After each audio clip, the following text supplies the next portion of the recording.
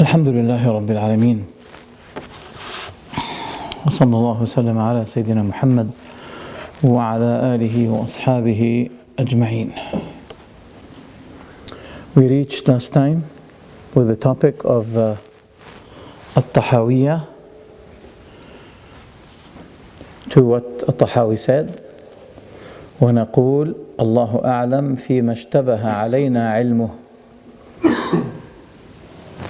And we say, to what was unclear to us, we say Allahu A'lam.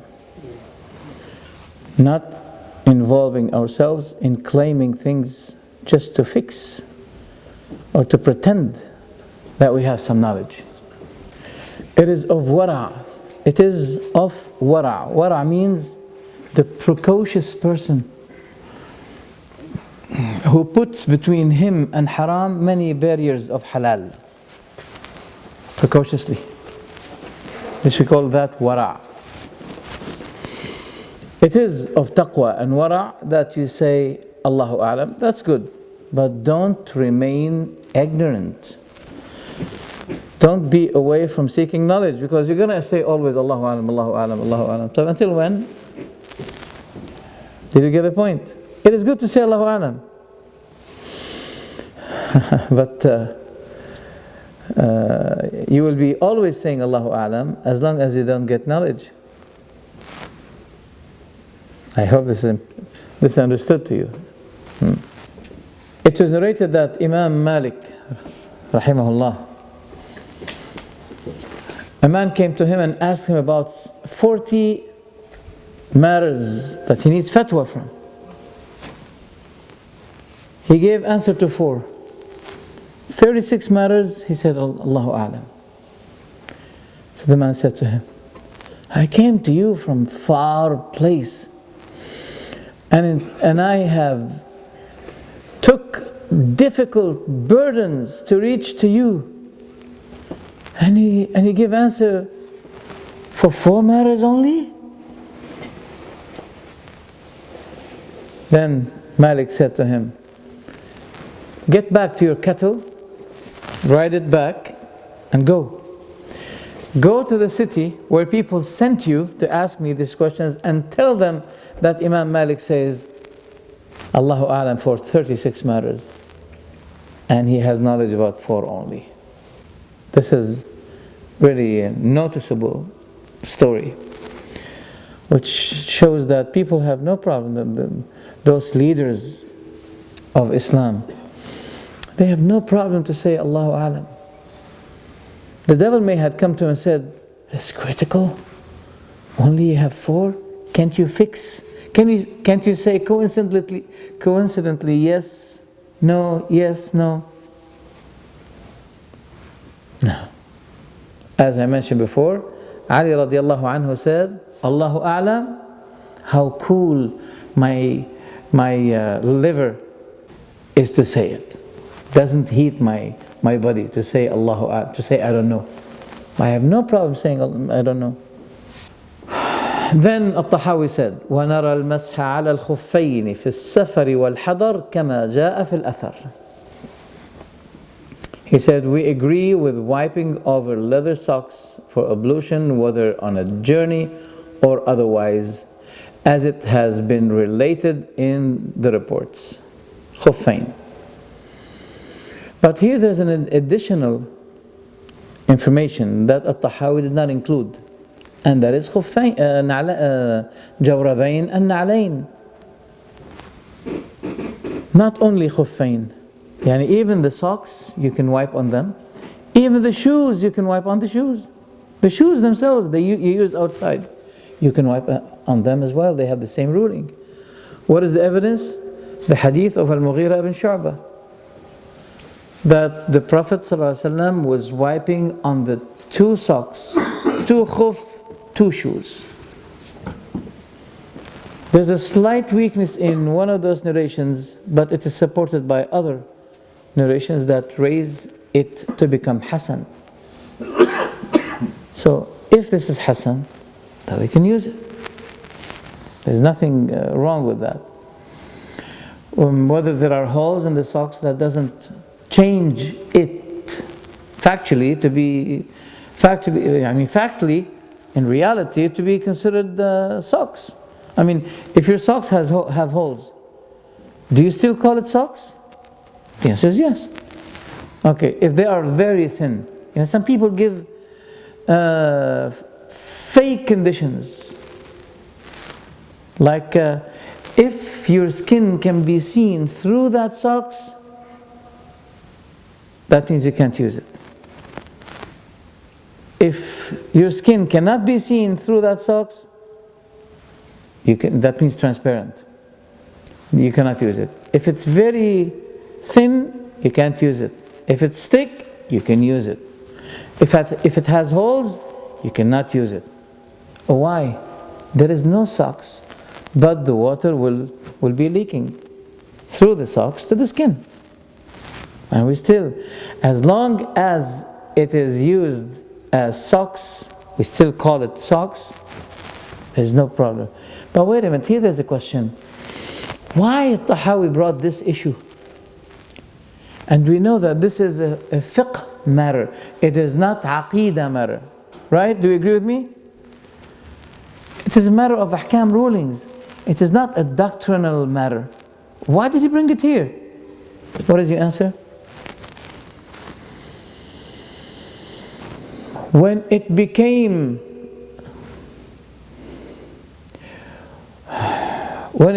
denied by the people of bid'ah, then it becomes a matter of doctrine.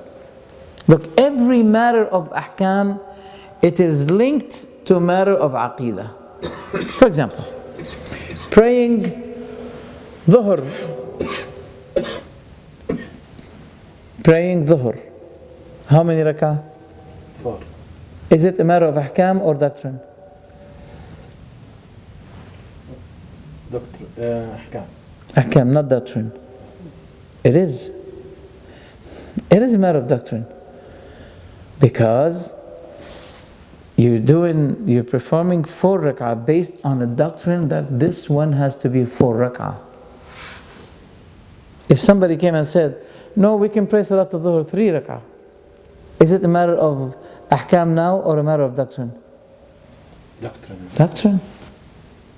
So when the people of innovation, they denied the masah, the wiping on the socks, on the khuf, on the shoes, then Tahawyah put it in his doctrine book. That is why we have the right also to put the matter of tawassul to be included in our subject of doctrine. Why? Because some people said it's a matter of fiqh. Those who discussed this issue, they discussed it in their books of fiqh. Alright, it's true. But when the shirk was given the name of tawassul, no. Now we include it in our books of doctrine. When they say, the tawassul is to ask the Prophet now while I'm here, for example, O Rasulullah, grant me shafa'ah. So we have to include this matter in our book of doctrine, in our agenda of doctrine. Why? Because through the word wasila, tawassul, he is returning to the ancient shirk. That was the ancient shirk. Is to call the dead. Calling the dead is an ancient shirk. And when people criticize the ancient mushrikeen because they ask the dead, they used to say to them, مَا نَعْبُدُهُمْ إِلَّا لِيُقَرِّبُونَ إِلَى اللَّهِ زُلْفَى. We worship them not but so that they drive us closer to Allah. That's why. So this is tawassul. But this is the shirk kind of tawassul. So that's why we included the matter of tawassul in the matter of aqeedah. Why? Because those people of bid'ah, they have brought the ancient shirk in a form of tawassul. So don't be deceived by people who say to you, why do you bring it as a matter of doctrine while it's a matter of fiqh? No, the matter of fiqh is this. Can I say, oh Allah, I ask you by your Prophet or not? This is a matter of fiqh, okay. But also, There's a very important matter here for you. This is not tawassul, by the way, this is a matter of oath. It's a matter of oath. I ask you by your Prophet. It's a matter of oath. And many people don't know this. This is oath. It is not only a normal matter of tawassul. You want to say this is a matter of fiqh? Alright, but don't call the dead, don't call the absent and say this is my tawassul. Because when the Prophet died and when he was away from them, they never spoke to him while he was away from them. And the narration I mentioned to you, the narration of Abu Amir, who was bleeding and he was about to die, he sent his nephew. Who's his nephew? Abu Musa al-Ash'ari, Abdullah ibn Qais. He sent him to the Prophet ﷺ. And the message that Abu Musa al-Ash'ari carried is what? O Rasulullah, ask Allah to forgive me. Question: why Abu Amir had to send Abu Musa al-Ash'ari to deliver the Prophet this message? Couldn't Abu Amir raise his hands from far and say, O Rasulullah, ask Allah to forgive me, thinking that the Prophet can hear him? He didn't do that. So when Abu Musa al-Ash'ari arrived to the Prophet ﷺ, he delivered that message to the Prophet ﷺ. Abu Amr was about to die. So the Prophet performed wudu, he performed salah, then he raised his hands up and said, Oh Allah, forgive your servant Abu Amir. Oh Allah, let him be at the day of judgment over a lot of your servants in Jannah. Over a lot of your servants in Jannah. So the Prophet did not ask this to Allah while Abu Amr did not send yet his nephew Abu Musa. But he did it after what? He got the message. And those people, everybody know today, they say La ilaha illallah, and they say to you, whenever you ask the Prophet something, he heard it already. Why did I mention this? As I told you, the matter of wiping is a matter of ahkam. But he included it here when what? When there is a misconception about it. And when there is a misconception about the matter of tawassul, it becomes to us a matter of aqidah. Every matter of ahkam is a matter of aqidah. Give me any matter of ahkam now. Just give me, any one of you. Any case of ahkam. Any matter. Anything. Moving your finger in salah. Okay. Is it a matter of ahkam? Yes. But based on what? About aqidah. That the Prophet did it. Everything in ahkam is based on separating between fiqh and doctrine. Ruling and doctrine is an innovation in itself. Because every matter of ahkam is based on aqidah, on a belief. Did you get me on this? Clear?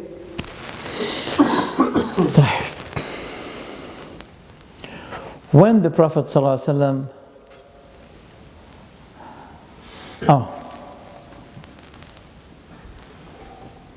yes, the matter of masih on the khuf as well, it brought us to the issue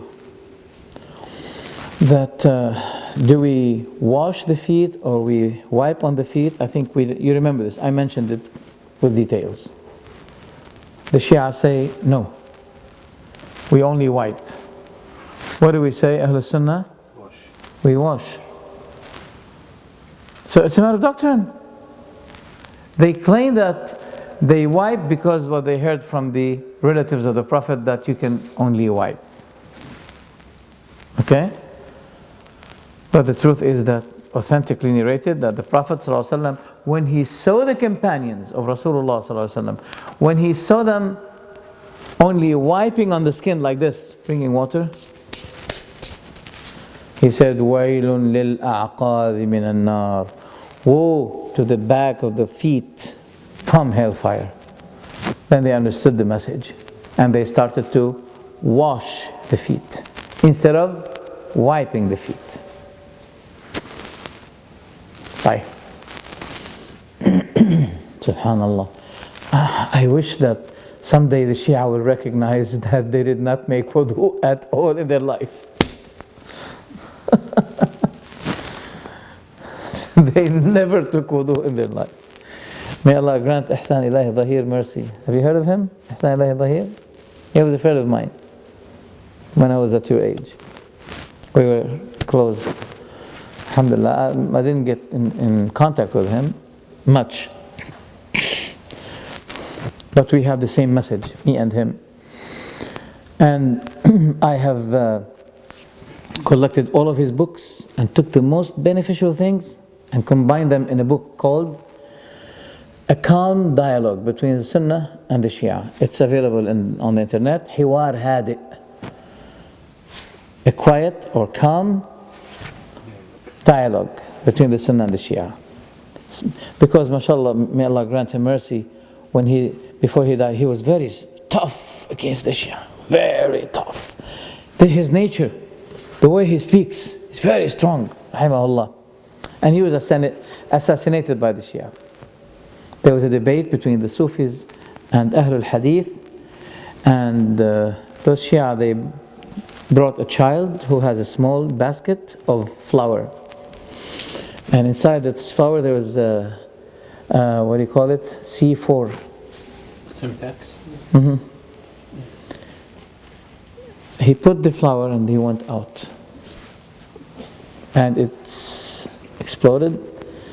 And maybe at least 10 of the highest scholars of Ahlul Hadith, they died. And with them, Ihsan Ilahi Dhahir, he didn't die, but Saudi Arabia ordered the helicopter to take him instantly from Pakistan to Saudi Arabia. But he died on the way. Rahimahullah. So that reminds me of the fact that until now, none of the Shia had performed wudu already. And that also reminds me of the hadith narrated by Tahawyah himself in his book Mushkil al-Athar, volume 4, page 231. Al-Albani rahimahullah, he said that this hadith is authentic. Hadith says, أمر بعبد من عباد الله أن يضرب في قبره 100 جلدة. One of the servants of Allah was ordered to be beaten, to be lashed 100 times in his grave. He kept asking, فلم يزل يسأل ويدعو. He kept asking, begging, until it became one lashing only. But you know what it means, one lashing in the grave. It's different than the lashing like this in life. I mean, one will be enough by the angels, one is enough to dig even his grave 10 times down. So until it became one. So he was given that one lash in his grave. And it caused his grave to be filled with fire. So when the fire was extinguished, suddenly he asked, for what reason you lashed me this? For what reason? It was said to him, for 2 reasons. You performed prayer without wudu, like the case of the Shia as I mentioned to you. Second, you passed by an oppressed one. You didn't give him any support. Allahu musta'an. You passed by an oppressed one. That means you were able to support him, to stop this oppression against him, but you didn't do. For 2 reasons. The problem is not only with the Shia, the problem is with our community as well.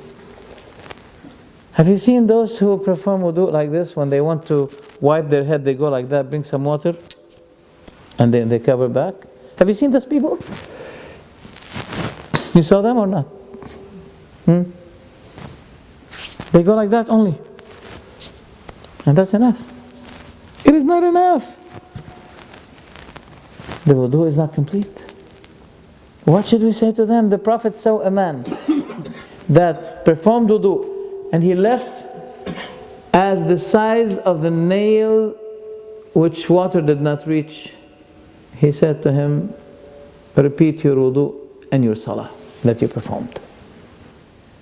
The Prophet did not approve his wudu. So you have, what does this teach us? To be very perfectly performing the wudu, especially the way of the Prophet's wudu, the way of the Prophet's salah. That's very important.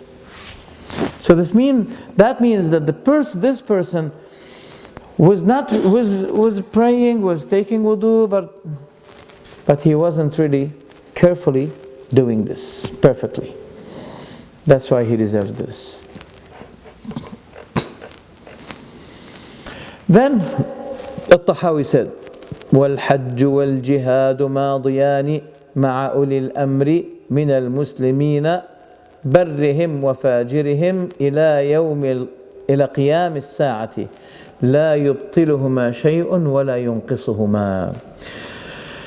And pilgrimage and struggle for the sake of Allah, which is jihad, under the leadership of those in charge of the Muslim. I want you to pay attention to this. What did he say? Under the leadership of those in charge of the Muslims. That means the leaders. Not to be deceived by so-called banner, which is unclear banner. Some leaders hide, and you don't know where they're hiding, and they may send, they may broadcast some videos, some audios, that you Muslims should be resisting, you Muslims should be making jihad. Now, where are you? I'm hiding. You go ahead and do your job. I'm hiding. No. There's no jihad like that. And many people, unfortunately, they got deceived. This was an elusive trick. Who's behind this? Not those people necessarily. No. But there are people who invest, who in fact they want this kind of jihad, which will be rendering the Muslims to become weaker than before. And that's what's happening nowadays. Jihad should be behind a leader of the Muslims, who is elected, nominated. And jihad should not be through or in malls, airports, underground stations, etc., etc. Yesterday, there was a burned house in Libya. A burned house. And there are many people gathered to extinguish the burning, the fire in the house, because they knew that there are women and children inside the house. Among the gathering there was a woman from ISIS, Daesh. She had what called that blast belt, bomb belt. Bomb belt, yeah. And it was exploded. And it caused tens of deaths, something like 50 people. They died. Wallahi, usually I don't curse a person by his, individually. But I curse this woman. Muslims, before they used to be bombing non-Muslims, we may say, well, they think that those people, they have no right of life, for example. In which we disagree with as well. But against Muslims, they take advantage of the gathering of Muslims and then they bomb them. Ya haram. Is this Islam? Is this Islam? Wallahi, this is not Islam. Those people are mass murderers. So there is no jihad in these places. Airport, malls, train stations, jihad is not there. This is treachery. This is trapping civilians. Islam has nothing to do with this. Islam is against that. In a matter of fact, this is disguising, deforming Islam. In a matter of fact, this is indirect war against Islam waged by those so-called Muslims. I'm not going to say they're not Muslims,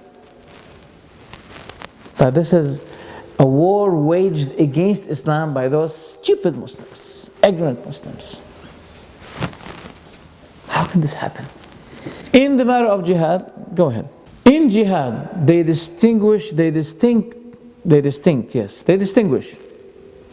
between civilians, soldiers, women, children, even women who are with their, for example, in the war before, they used to be, the soldier used to be bringing his children and family with him to encourage him. Okay? If we find those people and we are mingling with those lines of kuffar and we see their wives, do we kill them? No. No. There is another narration in Sahih Muslim that those kuffar, they keep their children and wives with them, and suddenly when we attack them, we may accidentally kill women, etc. The Prophet said they are of them. In this case, accidentally, they are of them. But why did they bring them? But deliberately to kill women and children, even in the war? No. What if the women are encouraging the soldiers to fight us? You don't kill them. What if they participate? Now, if it has to be, yes. Then. If they're participating, fighting. If not, if they're encouraging, even if they're encouraging, you don't kill. Is this, compare this to what we see nowadays? No. That's why, brothers, I say, Islam does not only have a system regarding wudu, instructions, how to make wudu, how to remember Allah, how to perform salah. Islam has instruction, right? Orders. It's not only in salah or fasting or remembrance. Also in jihad there are restrictions and conditions. Not only in remembrance, but also even in jihad there is a great rules of jihad. Look, for example, وَإِنْ أَحَدٌ, Allah subhanahu wa ta'ala says, وَإِنْ أَحَدٌ مِّنَ الْمُشْرِكِينَ اسْتَجَارَكَ فَأَجِرْهُ حَتَّى يَسْمَعَ كَلَامَ اللَّهِ ثُمَّ أَبْلِغْهُ مَأْمَنَهُ. When any of the mushrikeen seek refuge with you from being killed, saying to you, I want to hear the words of Allah. So let him reach his security, grant him security until he hears the revelation of Allah. Then let him reach his own security. A mushrik is asking you for security. That's in Surah At-Tawbah. I think ayah number 7 or 8.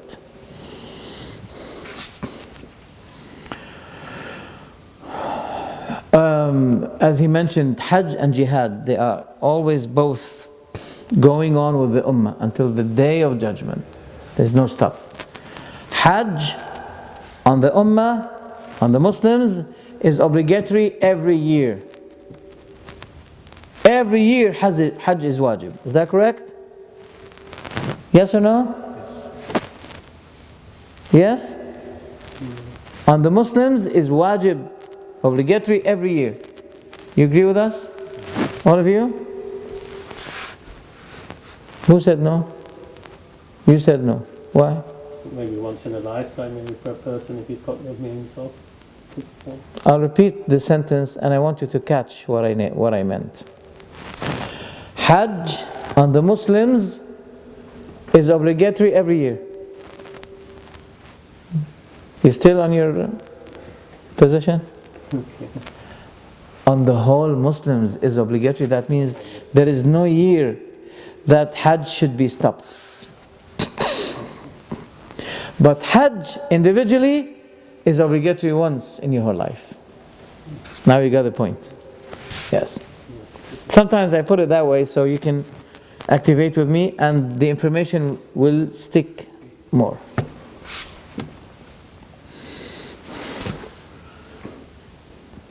Jama'ah is an Islamic demand. And Allah subhanahu wa ta'ala made your prayer together, your Eid Salah together. Okay? Always congregational. Why? Allah wants you to be united, always. In Friday, congregational. In 5 prayers, congregational. So to be congregation, united congregation, is an Islamic demand. So also, jama'ah in matter of jihad, in matter of hajj, is demanded. That's why jama'ah is the classification of this ummah. Is a sign, is a brand in the ummah. While the brand of the people of bid'ah is division. This is the brand of the people of bid'ah. Now they always, when they bring their bid'ah, it causes division in the ummah. So you should not be calling the people who follow the sunnah, they are dividing the ummah. Don't call for tawheed. I've been experiencing this. I'm not going to mention which cult. But whenever we go with them, they used to say, don't involve the matter of tawheed, just leave it. Wallahi, some of them, they said, it causes division. I said, tawheed causes division. Tawheed causes wahda. Tawheed of Allah involving this topic. And that's why Ahlul Sunnah, especially the Salafis, they always involve the topic of the importance of worshipping Allah alone, sticking to the Sunnah. Worshipping Allah alone, sticking to the Sunnah. Why? Because this is a sickness and the disease of the Ummah today. And we have to focus on that topic. You can't tell me that talking about Tawheed of Allah will be causing Ummah to be divided. That means shirk may bring them together? What is this? The same people, they say, اختلاف أمتي رحمة. The disagreement of my ummah is as an act of mercy. What? Then to call people for tawheed, that divides the ummah. But to divide the ummah into many disagreeing issues they disagree about, it's a matter of mercy. Try to solve this clue for me, please. Try to solve this clue. This is contradiction. Since when inviting people, returning them to the tawheed of Rasulullah and his companions causes the ummah to be dividing? In a matter of fact, returning the ummah to the tawheed and to the sunnah is, by this we are stepping them to the unity, to the victory of the ummah. Not otherwise. So who's the one that lead the Muslims in the Hajj? Is the leader of the Muslims, or someone who will be given authority by him, deputy. Because there must be, as I said, there must be an imam. Our imam is not to hide and go and hide somewhere and gives orders. Maybe he is hiding in a mountain, or it can't be. Because the imam is the one who will be declaring, for example, when is the day of Arafah, when the Muslims start fasting, when is the day of Eid, etc. So the imam is important.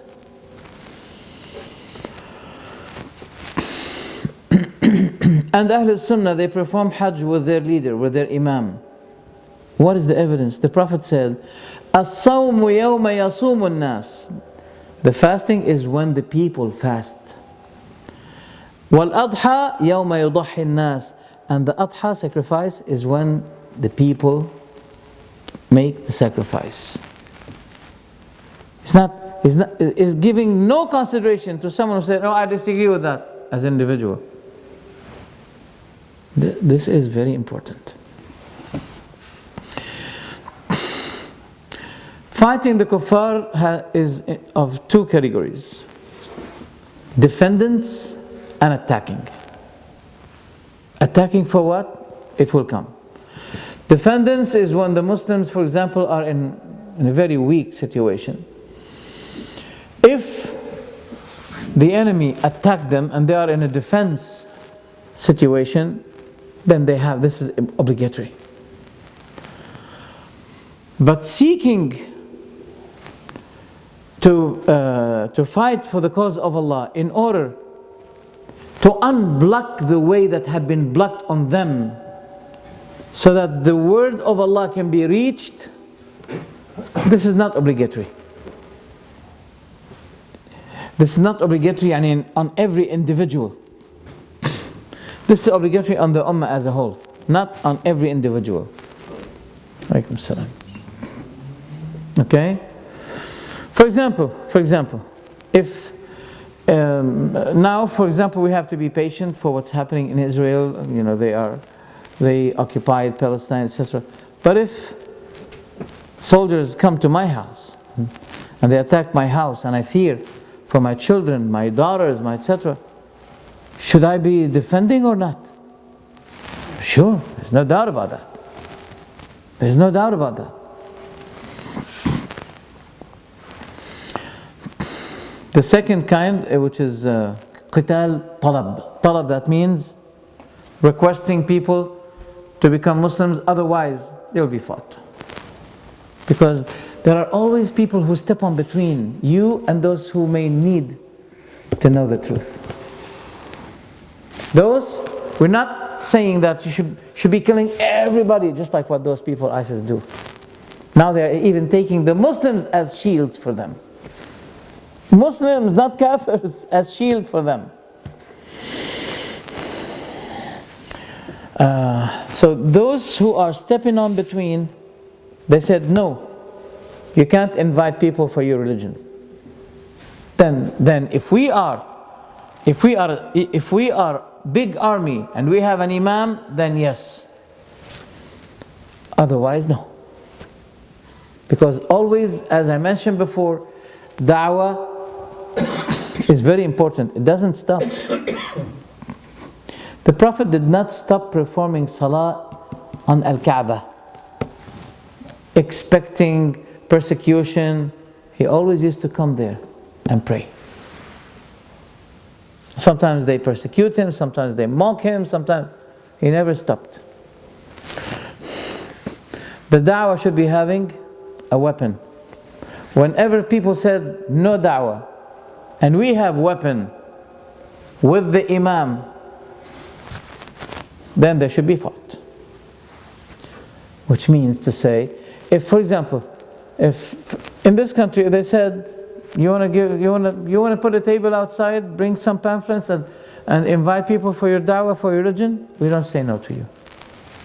Why do you have to think about bombing malls, killing, etc.? Why? Since this chance is given to you. And a matter of fact, you will be held responsible for not taking advantage of that golden chance, opportunity. You'll be blamed because you took otherwise while you were able to do something more important, which is suitable for Islam. You're using unsuitable things for Islam, and you're using it in the wrong timing, wrong placing.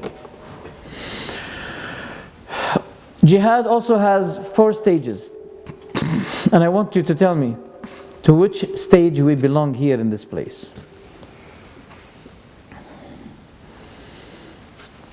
Jihad was forbidden when the Prophet ﷺ and the Muslims were in Mecca. They were ordered to refrain their hands from any fight, from anything. كُفُّوا أَيْدِيَكُمْ وَأَقِيمُوا الصَّلَاةَ وَآتُوا الزَّكَاةَ. Refrain your hands and perform prayer and give zakah. This was it. In which stage? Stage of Mecca. Second stage. When the Prophet ﷺ migrated to Medina and the Islamic State was established, then then the Muslims were ordered to fight, right? Is that right? No, it's wrong. The Muslims were permitted to fight back. Permitted, not ordered. What is the evidence?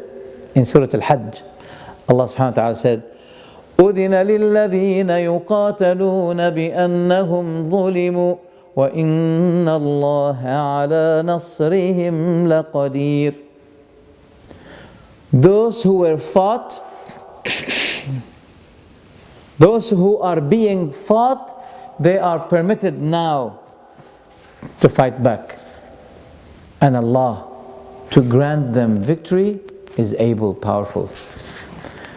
الذين أخرجوا من ديارهم بغير حق إلا أن يقولوا ربنا الله.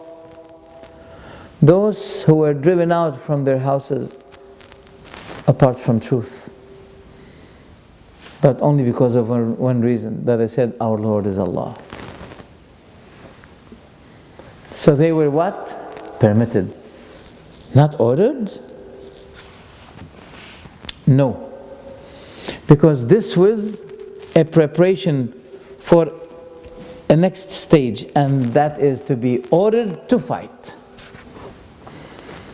To be permitted, that shows the jihad of defendants. To be ordered to fight, that shows that the Muslims had reached their perfect situation, stronger than their enemies. Now, that's another issue. Now they were ordered. Give you a very important notice here, that even in Badr, Muslims were not ordered to fight. No. The Prophet, yes, invited people to come with him and fight. In fact, they did not need invitation. They were rushing to this.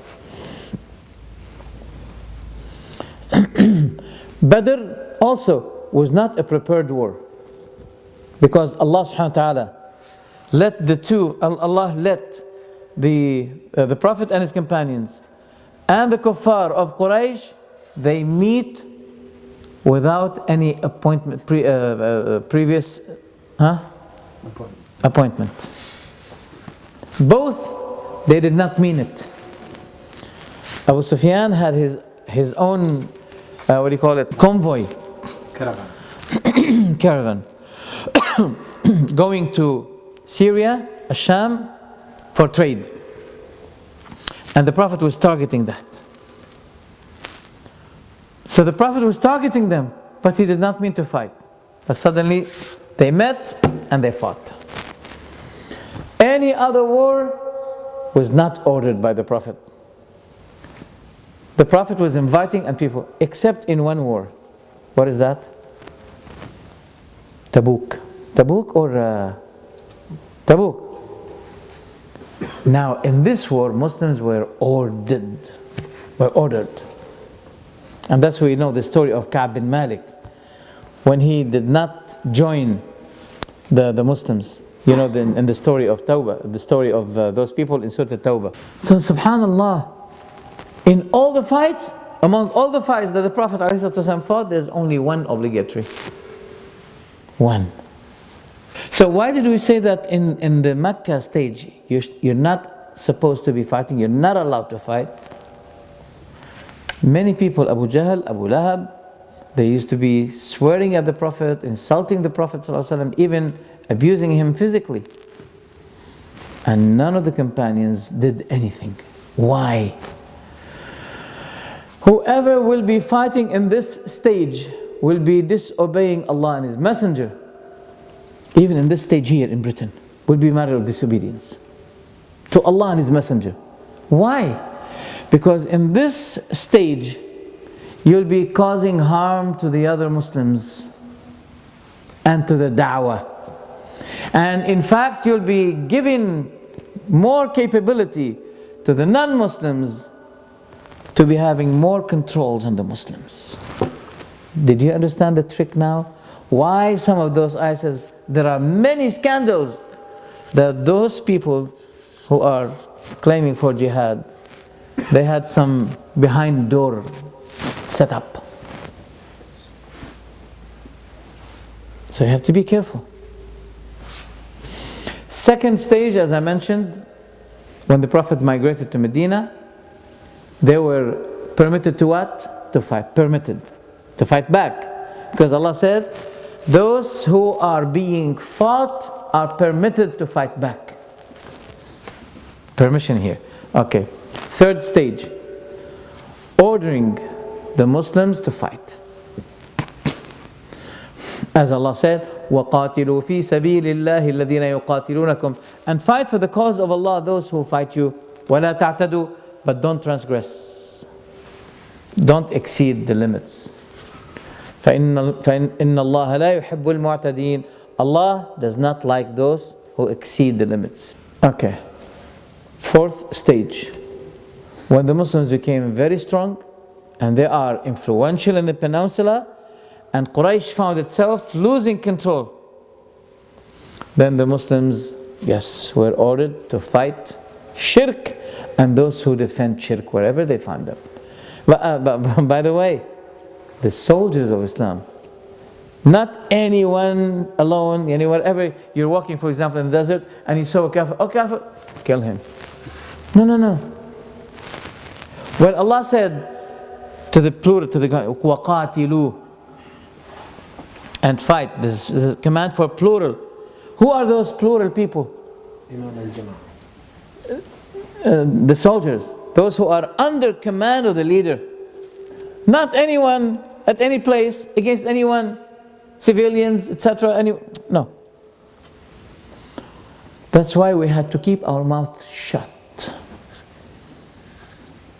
When someone, like Bin Laden, I don't know if this is true, there's a lot of tricks and things to be played, but if this was his voice, who said that among Allah's favor, that Allah granted those 14 people who bombed the airplanes, that Allah granted them this jihad, this shahada. This is wrong. If this is the truth, then we had to disagree. We had to disagree. This is not the place. No. Sorry. Wallahi, I don't say it for the sake of anyone else. But wallahi, and I never mentioned it, I don't involve these topics at all. But to praise people for killing innocent people, men, women, and civilian men, women, I don't need to say civilian women or militant women, as well as children, I'm not going to say militant children. This is jihad? La wallah. This is shahada? La wallah. Killing yourself, shahada? La wallah. I disagree with that. Committing suicide? La wallah, this is not shahada. There's no way. So they caused us to shut our mouth. What can we say? The Prophet in this fourth stage, he used to be passing by every village. If he hears adhan, he surrounds the village at Fajr. If he hears adhan for Fajr, he leaves the village and go away. If the adhan is not there, he attacks. And this is Sahih Muslim. And this narration says that as the Prophet surrounded the village, he heard the adhan. The muadhin started to say, Allahu Akbar, Allahu Akbar. What did the Prophet say to him? Ala al-fitrah.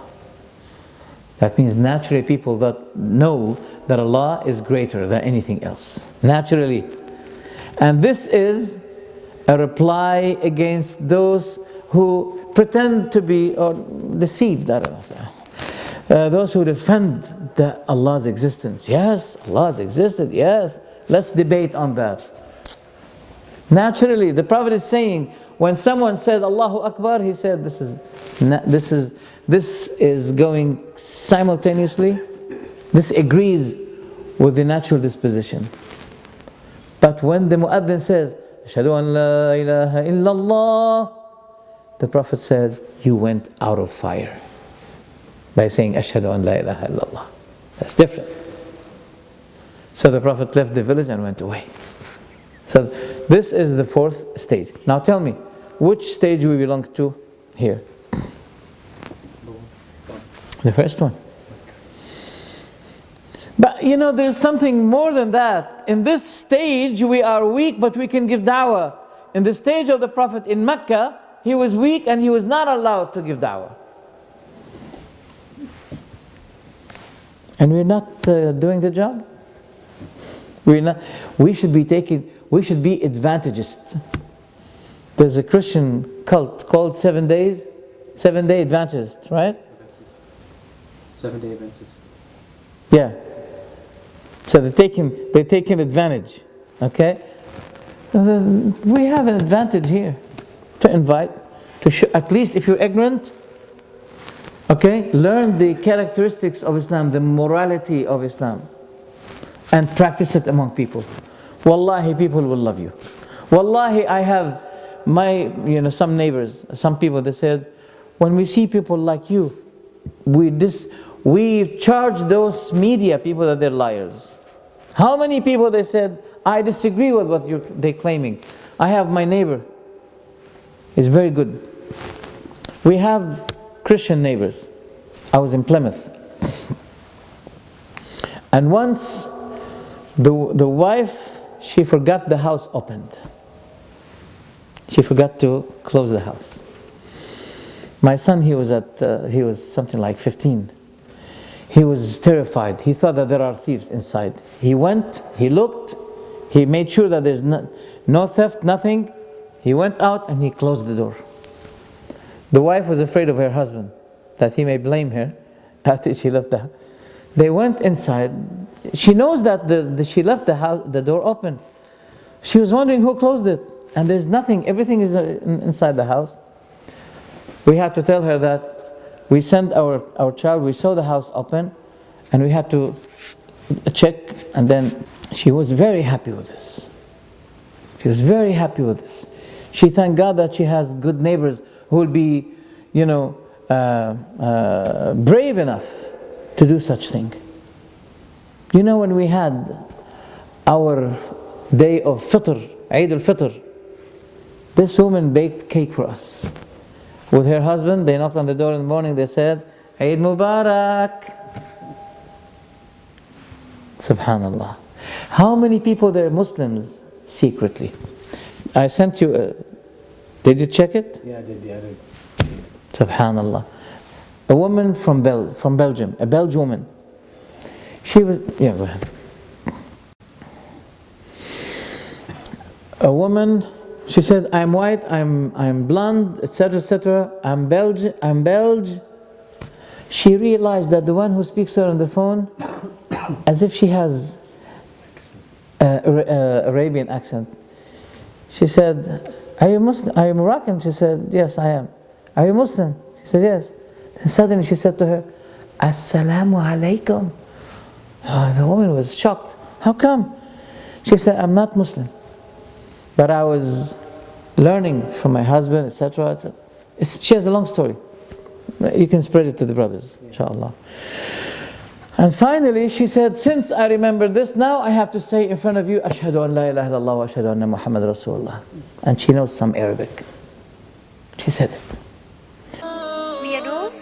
Allô? Oui, bonjour madame, c'est l'opérateur téléphonique. Oui, bonjour. Bonjour, est-ce que je peux parler avec la personne qui s'occupe des factures internet chez vous, s'il vous plaît? Ah, je crois que cette facture internet, non, ça doit être une erreur, madame. Vous n'avez pas internet chez vous, madame? Non. Ah, vous n'avez pas d'ordinateur? Non. Ben, excusez-moi de vous avoir dérangé alors. Vous êtes du service de... Madame, on est une filiale de... Eh bien, je vous souhaite beaucoup de succès. C'est très gentil Parce de que ça doit être un métier stressant. Merci infiniment, Et je madame. vous souhaite beaucoup de chance. Moi, je suis une vieille dame et aveugle. Eh bien, je vous souhaite... malheureusement, moi, je suis en fin de vie, mais je suis encore heureuse de vivre, vous savez. Oh. Mais je sais que c'est un métier très stressant pour vous et que vous êtes probablement aussi, j'espère pour vous, pas exploité, mais enfin, c'est très dur. Alors, par amour, je vous laisse pour que vous ayez d'autres... Si je peux avoir une personne comme vous, au moins une fois par mois, je vais être la femme la plus heureuse sur la terre. Eh bien, mais alors, je vais vous poser une autre question personnelle. Parce que vous êtes tellement gentille. Est-ce que vous êtes nord-africaine? Exactement. Eh bien, ça ne m'étonne pas, mon enfant. Assalamu alaikum. عليكم السلام حجة. Ah, Ismi Edise, et mais en arabe, c'est comme si on disait Mustafa. Vous êtes musulmane? Oui, oui, c'est ça. Eh bien, mais moi je vais encore prendre 10 secondes de votre temps, ça va vous faire plaisir. Oh là là. Je suis une dame de 76 ans, bien blanche, bien belge, et pas musulmane, mais à 52 ans, j'ai fait 4 ans d'arabe, fil Jamia ULB à Bruxelles, Ah d'accord, mais vous avez pour un apprendre le très grand... Fusha. Fusha. Le Fusha. Et, mais je vais vous dire, mon enfant, je ne suis pas musulmane, Oui. mais de tout mon cœur, je vous dis, Ashhadu la ilaha illallah wa ashhadu anna Muhammadan Rasulullah. Oh là là, ça me va droit au cœur, hein, vous savez. C'est beaucoup pour vous, hein. Eh bien, et si vous permettez, mon enfant, vous dire que tout le monde n'est pas fanatique, parce que moi, mon mari est décédé, et comme j'avais appris l'arabe, je lisais le Coran, je ne peux plus rien lire maintenant. Et ce qui m'a beaucoup aidé, c'est la sourate al-Baqarah. Vous lisez le Coran? Oui, bien sûr, madame, c'est normal. Eh bien, vous savez, ça m'a beaucoup aidé, mon enfant, parce que je lis la Bible, je lis des choses bouddhistes, je lis le Coran. Mais quand on vous dit, qu'on vous assure que Dieu ne vous fait pas porter plus que vous ne pouvez porter, parce que parfois j'étais désespérée. Et ça m'a beaucoup aidé. Vous avez une très belle religion. Seulement, il ne faut pas tomber dans le fanatisme, dans rien, dans rien. Voilà, mon enfant, avec Habibati, avec tout mon amour, Habibati. Vous permettez qu'est-ce que je vous ressonne une autre fois, si vous voulez, si ça vous Oui, dérange mais pas je vous trop. demande encore 10 secondes, je vais faire pour tout le peuple du monde une petite prière qui elle dure 10 secondes. Ya ilahi, ismuka shifai, wa zikruka dawai, wa kurbuka rajai, wa hubbuka munisi, wa rahmatuka tabibi wa mu'ini, في الدنيا والآخرة وإنك أنت المعطي العليم الحكيم. Voilà, ça c'est avec amour pour vous, votre famille et vos parents. Merci beaucoup, madame, ça me donne les larmes aux yeux. أنت الخبير بحال عبدك إنه بسلاسل الوزر الثقيل مقيد. In Lebanon, my country, my grandfather told me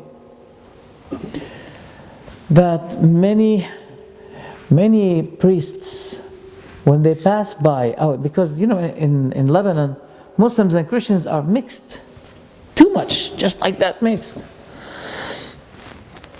The priest, as he passes by, and he knows that this man from the same village is a Muslim, the priest looks left and right, and he finds nobody. Then he says to the Muslim, Assalamu alaikum. He's afraid to be exposed that he's Muslim. He's priest. And how many fights between the Muslims and the Christians, you know, and not now necessarily, but before, in some villages, the priest writes in his will that if I die, you bury me in a Muslim graveyard. And that causes a problem to his family. What shall they do? Should they fulfill his wish, his will? And he's a priest, he's Christian. That causes. So I wanted to say that there are many people that they want to be Muslims, but the problem is with us.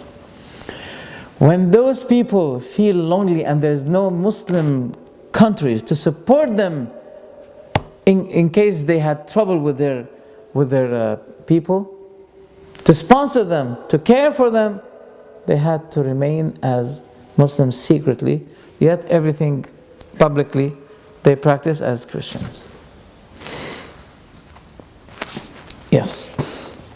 When the Muslims had this, they practiced this fourth stage of jihad, Allah subhanahu wa ta'ala granted them victory. Sometimes we carry, we have in our heart a big sorrow for what's happening in the Muslim world. But you have to know that Allah is disobeyed. That's why the Muslims are getting weaker and weaker, especially when ignorant people, they practice Islam and they think that they are making jihad. In fact, they are causing the Muslims to become weaker and weaker. we can see now, we can feel now the consequence. When the Muslims before, they applied this fourth stage on its right time, right circumstance, then Allah granted them victory. They were able to eradicate, right? Eradicate, or to get rid of or annihilate the Persian and the Roman empires. They were able when they followed. And there was no one among the companions that said, well, I love the Prophet Muhammad. He went emotionally and said, let me kill Abu Jahl. They did not kill. You know, if they killed Abu Jahl at that time, when Allah said, refrain your hands from any kind of jihad. Refrain your hands. If he did it, he'll be disobeying Allah. Killing Abu Jahl, he'll be disobeying Allah. As I said, Islam is a system not only in matter of dhikr or salah or saum or hajj. Islam has a system also regarding how to make jihad. All matters of jihad. But many Muslims don't know this. Is it conditional to the leader to be infallible, not sinning imam? The Muslims, even at the time of the companions, they were troubled with a man called Al-Hajjaj ibn Yusuf al-Thaqafi. You know who's Al-Hajjaj? When you talk about Hajjaj, as if you're talking about Saddam, may Allah grant him mercy, at the time when he was really a tyrant. He was mass killer, Al-Hajjaj. And he was devaluating the companions of Rasulullah. Like Salam ibn al-Akwa, Sahabi. As he passed by Al-Hajjaj, Al-Hajjaj said, looked at him and said, you became apostate, huh? You retreated from Iman. You're isolating yourself. Huh? He said, no, but the Prophet allowed me. He was disrespecting even Anas ibn Malik and many companions. And he was a killer. But by the way, he had a good thing. He was a mass killer to the Khawarij, because the Khawarij, as we see them today, doing to the Muslims and Islam, they were doing the same thing before. Al-Hajjaj was a mass killer. Then before he died, moments before he died, what was he saying? He said, oh Allah, forgive Al-Hajjaj. For I heard people saying, Allah will never forgive Al-Hajjaj. Al-Hasan al-Basri heard this. It was mentioned to him. He said, did he say that? It was said to him, yes. He said, then I hope that he is forgiven. Subhanallah. Look at the mercy of the Muslims. This tabi'i, he heard that this mass killer, he had some final hopes within the last moments of his life. And he said, then I hope that Allah had accepted that from him. So the Muslims will be following this man when he lead them in the matter of Hajj, in the matter of Salah, in the matter of the timing, the fasting, etc., etc. They are behind him. Even if he is a mass killer, he is a wrongdoer. Unless if he leaves Islam, then no, there's no obedience for him. But as for the people of Bid'ah, no. If they see any mistake with him, yalla, leave or you'll be killed. We look for another one. If that happens, that means Muslims will be having no more leader. Because there is no leader. Or they will be returning to the Shia belief that the leader should be infallible, sinless, mistakeless. It can't be. And we declare our dissociation. We free ourselves from this kind of belief that caused the Muslims to fall in a big damage, especially nowadays. I'll be stopping here. I think that's enough for today. I'm not going to take more than 1 hour. But the topic of Tahawyah hadn't finished yet. And we find ourselves to have more need for some explanations. Please forgive me for breaking my promise to you, because 2 weeks, 3 weeks ago I said it's khalas, we finished, but we still have some. It may take some 3 to 4 lectures, and then we end. And alhamdulillah, I'm going to make a celebration for this, as Ibn Hajar made a celebration after he finished his book Fath al-Bari. We'll make inshallah, if you like, because I'll be so happy. This is something that I feel that I made something for the sake of the non-speaking Arabic Muslims, and they need details like this which had not been given this way before. Jazakumullahu khairan. Is there any question you'd like to ask? You have to notice that the more you ask questions, the more you'll stay here with me. So do you like this? I don't have a question, I have a comment. It's like You have interruption. not interruption. It's not. No, go ahead. It's, Go ahead. Hajjaj is not as bad as you made him as. And Hajjaj. Yeah, he is insulting companions.